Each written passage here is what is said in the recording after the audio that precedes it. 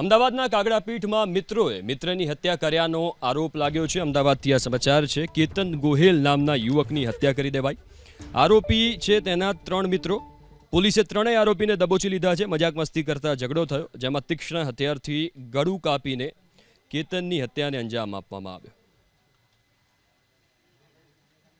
પ્રાથમિક તપાસ હાથ ધરતા જાણવા મળેલું કે આ કામમાં મરણ જનાર કેતન ઉર્ફે મોદી જગદીશભાઈ ગોહિલ, જેઓની ઉંમર 38 છે, જેઓ ધંધો મજૂરીનો કરે છે અને ધનજીની ચાલી કાગડાપીઠ વિસ્તારમાં રહે છે, તેઓની કોઈ અજાણ્યા ઈસમોએ હત્યા કરી લીધેલ હતી।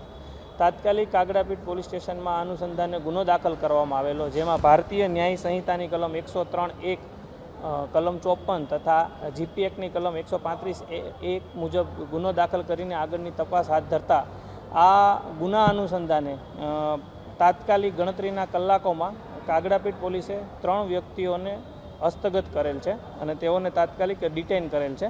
જે 3 વ્યક્તિઓના નામ છે જયેશ ઉર્ફે જેકો રમેશભાઈ ઝાલા, જેઓ પઠાણની ચાલીમાં રહે છે।